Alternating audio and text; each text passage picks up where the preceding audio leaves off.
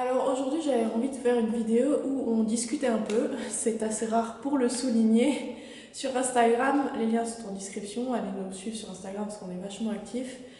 Je dis on, mais il n'y a que moi en fait, mais je parle avec les chevaux, c'est bizarre. Je vous ai posté en story Instagram un lien pour me poser des questions et je vous ai demandé de me poser des questions un peu plus originales que comment vont les chevaux, quels sont tes projets avec, etc. Parce que ça, j'y ai forcément répondu dans une autre vidéo et ça va être forcément remis sur le tapis un jour ou l'autre. Donc voilà, j'ai envie de faire un truc un peu plus poussé, un peu plus original. Alors je vous ai pas laissé trop de temps pour y répondre, hein. Je l'ai mis hier soir et pour faire la vidéo ce matin. Il pleut, c'est génial, j'espère que vous entendrez pas trop, déjà que ça résonne vachement, j'espère que le son sera pas trop dégueulasse.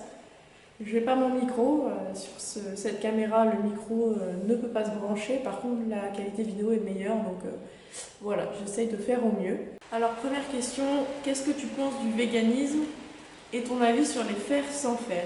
Alors j'ai été végétarienne, végane, enfin plutôt végétarienne pendant quelques années. Ça m'est passé parce que voilà, la vie a fait que j'ai repris la consommation de produits animaux.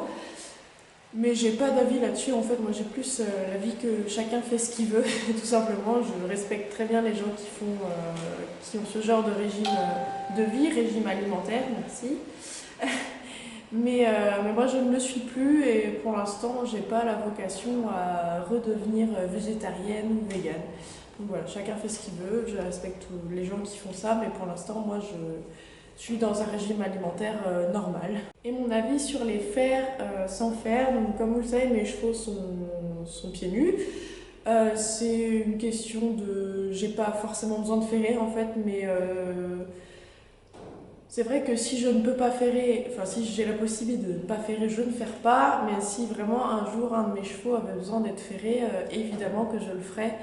J'ai pas d'avis tranché là-dessus comme j'ai pu en avoir dans le passé, mais maintenant je m'adapte tout simplement au cheval, à ce qu'on fait, à la discipline, aux besoins du cavalier et du cheval. Et voilà, je n'ai pas de point de vue extrémiste d'un côté ou de l'autre. Je suis ni pour ni contre, je suis juste à adapter au cheval et au cavalier. Ensuite, seconde question, as-tu déjà voulu arrêter l'équitation? Oui, ça m'est arrivé plusieurs fois même. Quand j'étais en club, en fait, moi je suis quelqu'un d'assez anxieuse de base. Bon, là ça va mieux, mais mince, arrêtez! Je suis quelqu'un d'assez anxieuse de base, surtout avec les chevaux, enfin dans la vie en général en fait. Et c'est vrai que j'avais toujours la boule au ventre avant d'aller monter, alors que ça se passait pas forcément mal, hein, tout allait bien. Mais l'anxiété faisait que je voulais arrêter, je n'ai pas arrêté pour autant. Après j'ai eu mon cheval, bon je continuais à être anxieuse et à plus vouloir monter de temps en temps. Mais maintenant j'ai trouvé un équilibre qui fait que non, j'ai pas envie d'arrêter l'équitation. J'adore monter à cheval, j'adore m'occuper de mes chevaux, travailler à pied, etc. Je ne monte plus en club, maintenant je prends des cours particuliers avec différents moniteurs. Donc que ce soit dans des centres équestres en cours particulier ou là où je travaille avec des moniteurs qui viennent sur place.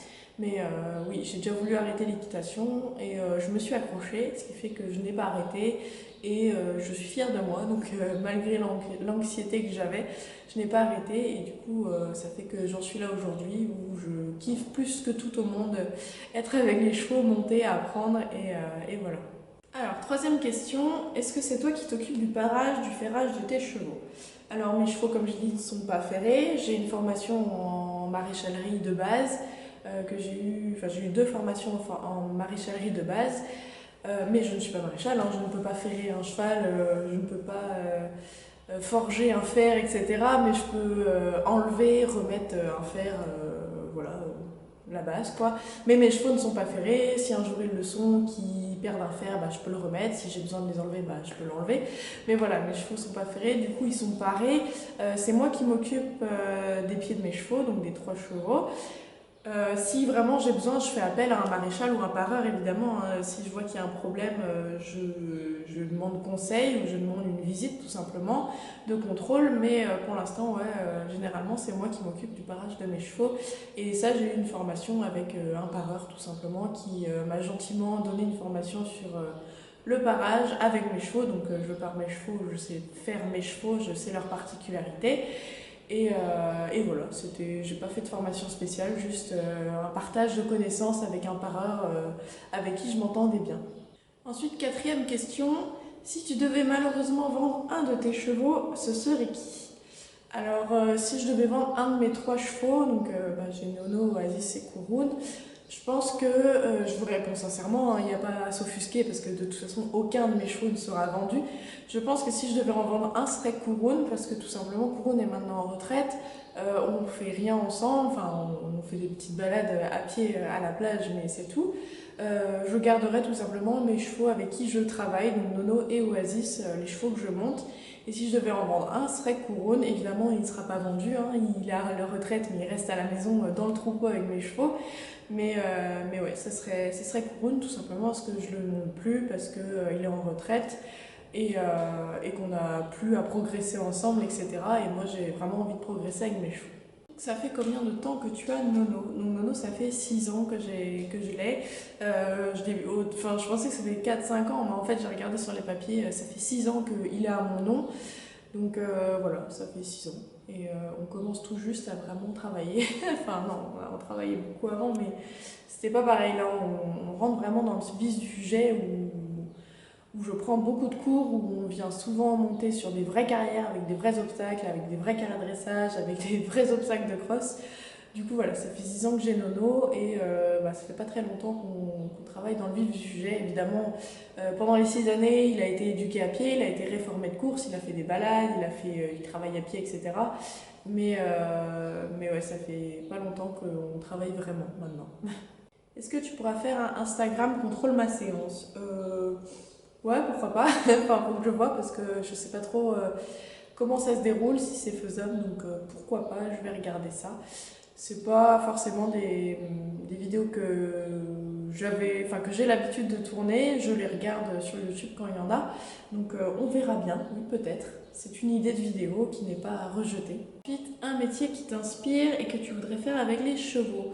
Alors actuellement, je suis dans un métier où je travaille dans le monde du cheval, hein, ça se voit, mais je travaille pas avec les chevaux, enfin on n'a pas de chevaux sur place, hein, c'est juste des gens qui viennent avec leurs chevaux, donc moi je ne touche pas de chevaux à part les miens en fait. Mais concrètement, dans le monde du cheval, je sais pas. J'ai pas forcément d'idée, peut-être en débourrage ou en attelage, mais sinon, le métier que j'ai dans le monde du cheval, là, me convient parfaitement. Donc, ce serait le métier de rêve que j'ai toujours voulu faire. Travailler dans le cheval, mais pas forcément manipuler des chevaux qui sont de tierces personnes ou à un centre équestre. Si je remonterais Kouroun, donc Kouroun, voilà, il est en retraite, il est plus monté, il va plus en balade.